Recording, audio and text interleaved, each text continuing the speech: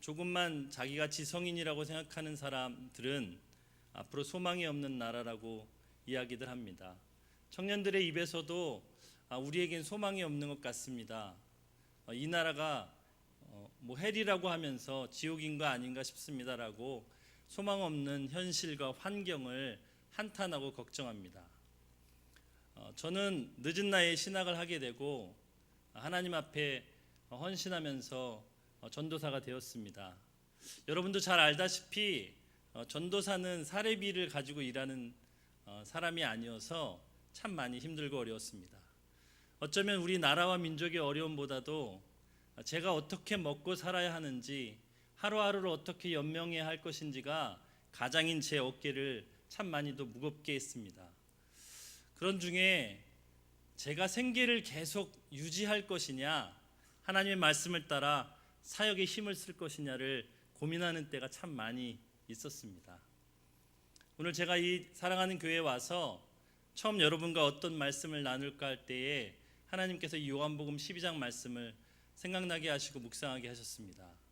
이 말씀을 통해서 소망 없다고 말하는 이 시대 한복판에서 하나님을 위로로 삼고 소망을 가지는 저와 여러분이 되시기를 간절히 바랍니다.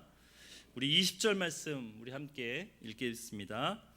명절에 예배하러 올라온 사람 중에 헬라인 몇이 있는데, 예수님께서 사셨던 이 성경에 기록되었던 이 고대 사회에서는 로마가 지배하던 시대였습니다. 온 세상이 헬라의 문화권에 있던 시대였습니다. 그래서 성경은 사람들을 딱 두 가지로 분리합니다. 유대인이냐 헬라인이냐. 유대 땅에서 유일하신 하나님을 섬기고 사는 사람들을 유대인이라고 하고, 유대 땅 밖에 사는 헬라 문화권에 사는 사람들을 헬라인이라고 합니다. 물론 유대 땅 가운데서도 이방인 취급을 받는 사마리아인이 있었지만 그것은 열외로 하고 유대인과 헬라인으로 분류를 하곤 합니다. 그런데 유대인과 헬라인에게는 아주 큰 차이점이 하나 있었습니다. 그것은 하나님의 성전에 가서 예배할 수 있는 자격이 있느냐 없느냐로 딱 갈렸습니다. 그런데 오늘 성경의 20절 말씀에 명절에 예배하러 올라온 사람 중에 헬라인 몇이 있다고 이야기합니다. 여러분, 헬라인은 성전에서 하나님을 예배할 수가 없습니다. 특별히 큰 명절에 하나님의 율법을 따라서 예배하는 그 전에 이방인 헬라인이 성전에 들어올 수는 없습니다. 그런데 20절 말씀에 이 헬라인 몇이 예배하러 왔다는 이야기는 유대 땅에 살지 않는 바다 건너 먼 나라들에 살고 있는 유대인의 후손들이 예루살렘의 절기를 따라서 예배하러 올라왔다는 사실을 이야기하는 것입니다. 여러분, 그런데 왜 유대인이라고 이야기하지 않고 성경은 헬라인이라고 기록했을까요? 그것은 이 오늘 본문의 말씀에서는 이들이 유대인이냐 헬라인이냐가 중요한 것이 아니기 때문입니다.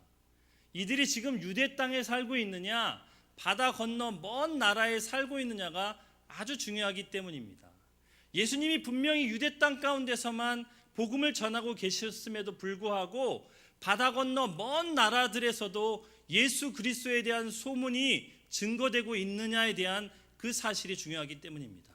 다시 말하면 복음이 어디까지 증거될 것이냐에 대해서 오늘 본문은 관심이 있습니다. 우리 21절 말씀을 한 목소리 읽어보겠습니다. 그들이 갈릴리 벳세다 사람 빌립에게 가서 청하여 이르되 선생이여 우리가 예수를 배웁고자 하나이다 하니, 22절 빌립이 안드레에게 가서 말하고 안드레와 빌립이 예수께 가서 여쭈니. 이 바다 건너 먼 나라에서 온 이 헬라인들, 이 유대인들 후손들이 예수님을 찾아왔습니다. 여러분, 왜 예수님을 찾아왔을까요? 그들은 예수님이 어떤 일을 행하셨고 어떤 분이신지에 대한 소문을 들었습니다. 그리고 예수 그리스도에 대한 경외심이 그들 안에 있었습니다. 여러분, 이들의 모습을 보십시오. 그 하찮은 어부 출신이었던 가난한 나사렛 지역에, 갈릴리 지역에 살았던 이 빌립에게 가서 머리를 조아리며 선생이여 우리에게 예수님을 뵙고자 하오니 허락해 주십시오라고 아주 겸손하게 예수님을 만나러 옵니다.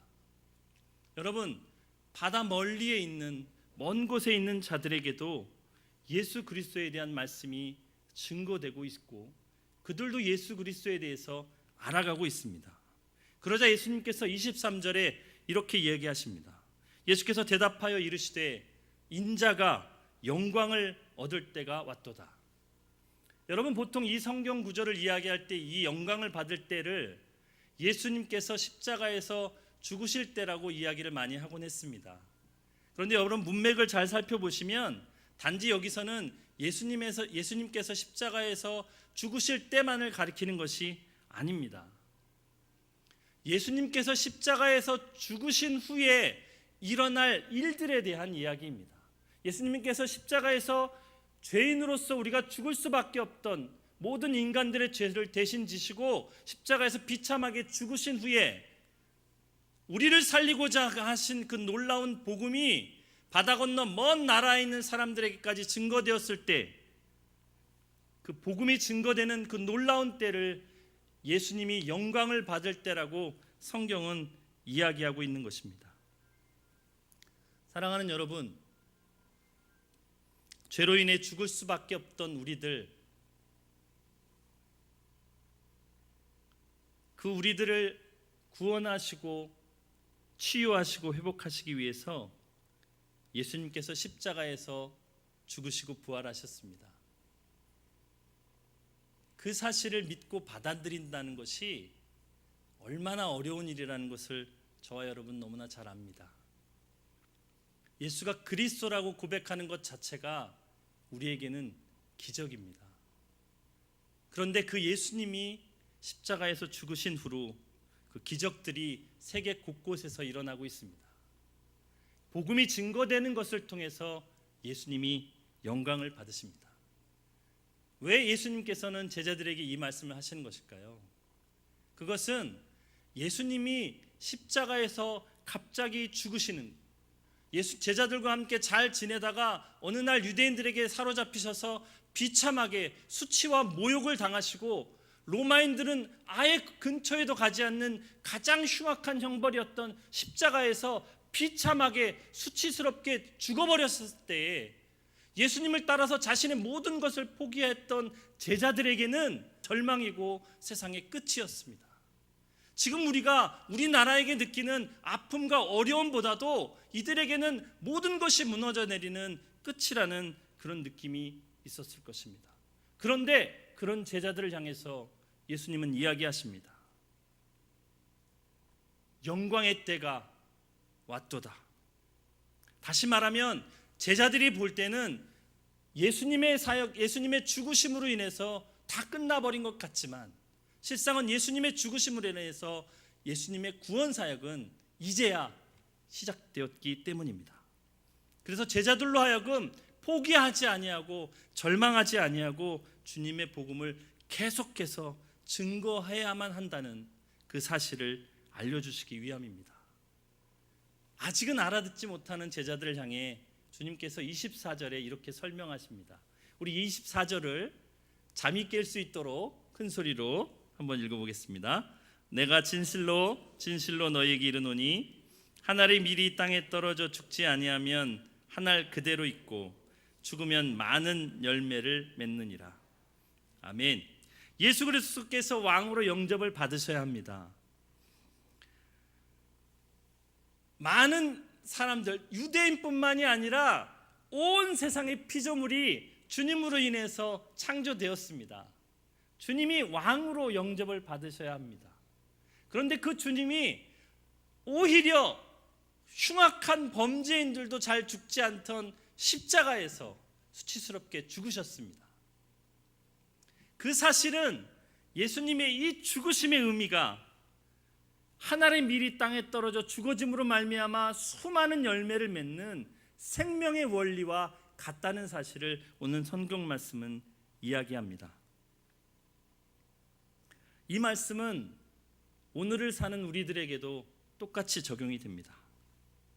그리스도를 따라 경건하게 살려고 하는 자들, 이 그리스도의 복음을 전하기 위해서 애를 쓰는 사람들, 그리고 주님과 교회를 위해서 충성되게 섬기며 봉사하는 사람들에게 이런저런 환난이 나타납니다. 고난과 어려움과 곤경이 나타납니다. 예수님을 잘 믿던 사람들 중에 오히려 헐벗고 굶주리고 고통에 걸리는 사람들도 있습니다. 저렇게 충성스러운 사람인데 사람들이 걸리지 않던 불치병에 걸리기도 합니다. 육체가 연약하여서 쓰러지기도 합니다. 자기가 행하지도 않은 것들 때문에 비방과 욕을 먹고 어려움을 당하는 것을 우리가 보게 됩니다. 그럴 때 우리는 낙심하지 않는 이유가 있습니다. 그래서 오늘 성경에 말하는 것처럼 그리스도를 따르는 자들, 주님을 위해 그 길을 걸어가는 자들에게 비록 이런 놀라운 어려움들이, 당치 말아야 될 아픔들이, 곤경들이, 육체의 질병들이 있을 때에 우리가 기억해야 될 것이 하나 있습니다. 그것은 우리 상황과 우리 어려움을 통해서 주님께서 많은 열매를 맺으시려고 하는 씨 뿌리는 과정이라는 사실을 기억해야 한다는 것입니다. 그래서 낙심하지 말아야 합니다. 그래서 절망하지 말아야 합니다. 주님은 그 사실을 25절 말씀에 아주 강력하게 다시 한번 설명하십니다. 우리 25절 말씀을 한번 읽어보겠습니다. 자기의 생명을 사랑하는 자는 잃어버릴 것이요 이 세상에서 자기의 생명을 미워하는 자는 영생하도록 보존하리라. 이 말은 아주 쉽습니다. 이 세상에서 자기의 생명을 사랑하고 살면 생명을 잃어버리게 되고, 이 세상에서 자기의 생명을 미워하고 살면 생명을 얻게 된다는 말씀이죠. 그런데 여러분, 여기서 사용된 잃어버리다라는 단어가 한글로는 잃어버리다라고 기록되어 있습니다. 우리가 보통 잃어버리다라는 단어를 들으면 아주 중요하고 귀중한 것이 없어진 것을 의미하는 것이죠. 그런데 이때 사용된 헬라어 단어 아폴레세이는 단지 귀중한 것을 잃어버리는 의미고 멸망당하여 없어지다는 의미로 쓰여지는 단어입니다. 그러면 이렇게 번역하는 게 더 좋을지도 모르겠습니다. 이 세상에서 자기의 생명을 사랑하며 살면 결국엔 멸망당하여 생명을 잃어버리게 되고, 이 세상에서 자기의 생명을 미워하고 살면 결국엔 영원한 생명을 얻게 된다는 말씀입니다. 그러면 한 가지 궁금한 게 떠오르죠. 자기를 사랑하며 사는 건 무엇이고 자기의 생명을 미워하며 사는 것은 무엇일까요? 자기의 생명을 사랑한다는 것은 이 세상을 살아가다가 하나님께서, 주님께서 나의 생명까지 포기하라고 말씀하셨을 때 결코 포기할 수 없다고 외치는 상태를 말합니다. 내가 가진 재물, 내가 가진 행복, 내가 가진 즐거움들, 그걸 내가 어떻게 해서 얻었는데 이것을 갑자기 포기하라는 말입니까? 라고 주님 앞에 극구 부인하며 자신의 것을 내려놓지 못하는 상태를 말합니다. 이것을 자기 생명을 사랑한다고 이야기합니다. 그렇다면 자기 생명을 미워한다는 말은 무엇일까요? 나에게 아무리 귀한 것이라도, 나에게 아무리 소중한 것이라도 만약 주님께서 내어놓으라고 말하시면 즉각적으로, 적극적으로, 자발적으로 기꺼이 그것을 주님께 내어드리는 상태를 자기의 생명을 미워하는 상태라고 이야기합니다. 여러분, 어떤 종이 어깨에 무거운 짐을 지고 있습니다. 그런데 갑자기 주인이 그 무거운 짐을 내려놓거라라고 이야기했을 때 이 종은 너무너무 기쁜 마음에 이 짐을 빨리 내려놓을 것입니다. 그렇죠? 너무 무거운 짐이기 때문에 이것을 자기 생명을 미워하는 삶이라고 이야기합니다. 성경에 그 이야기가 나타난 곳이 있습니다. 사도행전 4장 32절에서 36절에 보면 이 자기 생명을 미워했던 교회 공동체의 아름다운 이야기가 나옵니다. 예수를 믿게 된 무리들이 한 마음과 한 뜻이 되었습니다. 우리 도일교회도 그렇게 되었으면 좋겠습니다. 그러자 모든 물건을 서로 통용하기 시작합니다. 자기 재물을 자기 것이라고 주장하는 사람이 없습니다. 내 것은 다 주님의 것이고 주님의 것은 여러분의 것입니다. 이러면서 자기의 밭과 자기의 재산을 팔아 다 교회 앞에 내놓고 가난한 사람들에게 다 나눠줍니다. 성경은 무엇이라고 얘기하느냐면 그래서 그 교회 안에 가난한 사람이 한 사람도 없었더라라고 이야기합니다. 그러다가 한 사람의 이야기를 합니다. 그것은 구브로에서 난 레위 사람 요셉에 대한 이야기입니다. 여러분, 구브로는 지금의 아프리카 사람이라 아마도 흑인 계열의 사람이었던 것 같습니다. 유대인들은 흑인들 되게 싫어합니다. 이방인이라고 생각했기 때문에. 그런데 그 요셉이라는 사람이 자기가 가진 전 재산이었던 밭을 팔아서 그 재산을 교회 앞에 내어놓습니다. 아마도 그것이 물질이 굉장히 컸던 것 같습니다. 그래서 그 큰 물질로 인해서 교회 안에 많은 가난한 사람들을 살려주고 그들에게 위로를 주게 되었습니다. 그러자 교회 사람들이 그를 이상한 별명으로 부르기 시작합니다. 바나바라고 이야기합니다. 원래 이름이 뭐였다고요? 요셉이었습니다. 요셉을 갑자기 사람들이 바나바라고 이야기합니다. 왜냐하면 바나바는 위로를 주는 자라는 뜻이기 때문입니다. 그런데 더 재미있는 일이 있습니다. 그 후로 성경은 요셉이라는 이름을 이야기하지 않고 그 사람을 아예 이름을 바나바라고 이야기하기 시작합니다. 그래서 성경은 바나바에 대한 이야기가 계속해서 나옵니다. 자기의 생명을 미워하고 살았던 사람에 대한 이야기입니다. 그런데 또 다른 부류의 사람이 나옵니다. 자기의 생명을 사랑하던 자들입니다. 아나니아와 삽비라입니다. 아나니아와 삽비라도 밭을 팔았습니다. 재산을 만들었습니다. 이 재산을 교회에다 가져다 주려고 작정을 했습니다. 그 이유는 바나바랑 틀립니다. 주님을 위해서 그것들을 한 것이 아니라 바나바가 그렇게 하니까 엄청난 인기와 환영과 칭송을 받게 되는 것을 바라보고 그 인기가 부럽고 그 칭송이 부럽고 그런 자리에 앉고 싶은 열망에 자기 밭을 팔았습니다. 그리고 갖다 주려고 보니 자기 생명을 사랑하기에 그 돈이 너무나 아깝습니다. 아무도 이 밭을 얼마에 판지 모르는데 일부를 슬쩍 감추고 전부인 양 교회에 갖다 바칩니다. 교회와 성도를 속이기 위해서 그렇게 했지만 성경은 그 아나니아와 삽비라에게 교회와 성도를 속였다라고 이야기하지 않고 네가 감히 성령을 속였다라고 이야기하며 여러분 생명을 빼앗아갑니다. 어떤 처음 믿던 그 성도님 한 분이 저한테 찾아와가지고 이 구절 때문에 항의를 하신 적이 있습니다. 아니, 한 번 속였다고 그렇게 죽여버리면 어떻게 무서워서 예수를 믿겠냐고. 그래서 제가 이거를 설명하다가 포기했습니다.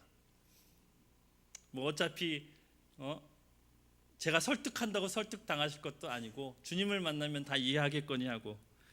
여러분, 아나니아와 삽비라가 한 번 교회를 속였는데 왜 주님이 생명을 걷어가셨을 것일까요? 그것은 자기의 생명을 사랑하며 살게 되면 어떻게 당하는지를 주님이 우리에게 경고하시기 위함입니다.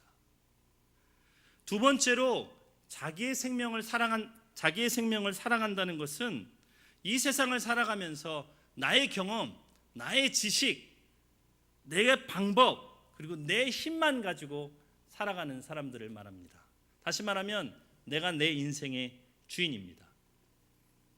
그런데 자기의 생명을 미워하며 살아간다는 것은 이 세상을 살아가면서 비록 내가 가진 방법, 내가 가진 지식, 내가 가진 경험, 내가 가진 힘이 있지만 그 모든 것을 뛰어넘어 주님을 의지하고 신뢰하며 그렇게 살아가는 사람을 말합니다.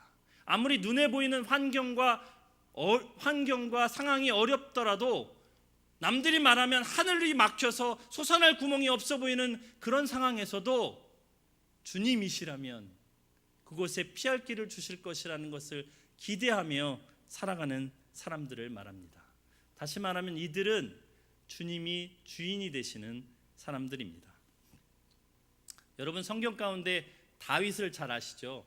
하나님께서 유일하게 내 마음에 합한 사람이라고 이야기했던 사람입니다. 이스라엘 백성들이 그들의 역사 가운데 가장 위대한 왕이라고 이야기하는 사람이 바로 이 다윗입니다. 그가 가장 최고의 권력인 왕의 자리에 올랐을 때 이스라엘 역대 왕 중에 누구도 하지 못했던 행동을 합니다. 그것은 무엇이냐 하면 나는 이름만 왕이지 실제로 이 나라의 왕은 하나님이시다. 나는 하나님의 종일 뿐이다. 보이지 않는 하나님을 대신해서 하나님의 명령을 따라 시행할 뿐인 왕이다 라고 이야기하면서 하나님을 따라갔던 사람입니다. 이 다윗이 어떻게 그렇게 자기 자신의 모든 것을 미워하며 하나님의 뜻을 따라 살아갈 수 있었을까요? 그것은 사무엘상 17장에 아주 재미있는 이야기로 나타납니다. 다윗이 추정해 봤을 때 14살에서 15살 정도 나이였을 때입니다. 지금으로 말하면 중등부 아이입니다. 여러분 자녀 중에 중등부 아이가 있잖아요, 그죠? 그런데 그 아버지가 다윗을 별로 탐탁치 않게 여겼습니다. 너무 늦게 낳고 비실비실하고 얼굴만 곱상하게 생겨가지고 별로 겉모습으로 봤을 때는 별로 뛰어나 보이지 않았습니다. 그래서 다윗을 양을 치게 광야로 내보냅니다. 여러분 성경을 읽을 때 광야에서 양을 치던 목동이었다라고 이야기하면 그랬나 보다라고 하시면 안 됩니다. 광야에서 양을 친다는 것은 지금 여러분 서울역이나 역 주변에 가보면 노숙자들이 있지 않습니까? 그 사람들하고 똑같다고 보시면 됩니다. 양을 지키기 위해서 양과 함께 밖에서 노숙해야 됩니다. 언제 밥을 먹고 언제 잠을 잡니까? 낮에는 뜨거운 태양 때문에 양이 죽을까 염려하고 밤에는 짐승들이 공격해서 언제 양을 잡아갈지 모르니까 뜬 눈으로 세우기를 여러 번 헐벗고 굶주리고 덥고 춥고 그렇게 거의 버린 자식같이 살아야 되는 상황을 다윗은 어릴 때 경험했습니다. 근데 사무엘상 17장에 놀라운 공상과학 영화 같은 이야기가 나옵니다. 청년들 성경을 잘 보시면 아주 재밌는 이야기가 많이 나옵니다. 네? 새별이 찬양에도 열심히 봐야 돼. 어떤 이야기가 나오냐면 다윗이 14세, 15세 중학생의 나이 때 양을 치고 있는데 갑자기 사자가 와서 양 새끼 한 마리를 입에 물고 갑니다. 여러분 그러면 어떻게 해야 됩니까? 어이구 어떻게? 그리고 나머지 양이라도 데리고 얼른 도망가야 되는 거 아닙니까? 그렇죠? 그죠 권사님들? 예, 그게 상식입니다. 그게 상식이에요. 그런데 다윗은 그 양이 자기 생명처럼 소중합니다. 자기가 지키고 자기가 목자이기 때문입니다. 이 양들은 자기처럼 어린 아이를 목자랍시고 생명을 걸고 쫓아다닙니다. 이리 오라 그러면 이리 오고 저리 가라 그러면 저리 가고 그렇게 따르던 그 양이 사자의 입에 물려갑니다. 가면 반드시 죽습니다. 그래서 다윗이 쫓아갑니다. 여러분 오늘 성경의 다윗의 고백을 보면 다윗이 사자를 쫓아가서 때려서 눕힙니다. 그리고 물고 있는 그 아가리를 찢어서 양을 끄집어 이건 제가 지어낸 얘기가 절대 아닙니다. 사무엘상 17장에 보시면 그렇게 되어 있습니다. 입을 찢어서 거기서 양을 끄집어냅니다. 그랬더니 이 사자가 얼마나 신경이 날까요? 자기의 먹이를 뺏어가면은 순하던 개도 주인을 물잖아요, 그죠? 그래서 사자가 다윗을 물려고 덤비면 그 수염을 잡고 때려 죽였답니다. 여러분 이 말을 믿으시겠습니까? 이게 다윗의 고백입니다. 어떻게 중학생인 다윗이 사자를 맨손으로 때려 죽였을까요? 삼손의 피가 흐르던 걸까요? 하나님이 그렇게 하셨습니다. 하나님이 다윗의 생명을 지킬 뿐만 아니라 다윗이 지키고 있던 그 어린 양들의 생명도 지키시는 분임을 다윗이 경험하게 하셨습니다. 온 이스라엘 용사들이 벌벌 떨면서 감히 한마디도 못하던 골리앗 앞에 이 어린 다윗이 나타나서 감히 네가 하나님을 욕하느냐라고 이야기하면서 사울왕이 갑옷을 주니까 갑옷이 너무 커가지고 도저히 입을 수 없는 그 어린아이가 작대기 하나 돌멩이 몇 개 들고 골리앗을 찾아갔을 때 골리앗이 볼 때는 얼마나 하찮고 정말 말도 안 되는 소리일까요? 그런데 한 방에 죽습니다. 과학적으로 누가 그걸 설명하더라고요. 물맷돌을 뭐 얼마큼 돌려가지고 달려가면서 하면 이게 몇백 킬로가 나와서 이마에 정통으로 맞으면 죽을 수도 있다. 이렇게 그거 다 필요 없습니다. 누가 죽이셨을까요? 하나님이 죽이셨습니다. 다윗이 어린 나이 때 사자를 때려 죽였던 것 같이 그때도 하나님을 경홀히 여겼던 그 나쁜 사단의 앞잡이를 주님이 죽이셨습니다. 자기의 생명을 내어놓고 하나님을 신뢰하며 사는 다윗, 생명을 얻는 자의 모습입니다. 마지막으로 주님께서는 26절에 이렇게 결론을 내십니다. 우리 한 큰 목소리를 읽어보겠습니다. 사람이 나를 섬기려면 나를 따르라. 나 있는 곳에 나를 섬기는 자도 거기 있으리니 사람이 나를 섬기면 내 아버지께서 그를 귀히 여기시리라. 사랑하는 여러분, 여러분은 어떻게 세상을 살아가고 계십니까? 자신의 생계를 위해서 매일매일 허덕이며 한숨 쉬며 살고 계십니까? 아니면 우리에게 영원한 생명과 상급을 약속하신 주님을 바라보며 인내하며 살아가고 계십니까? 여러분은 어떻게 살아가고 계십니까?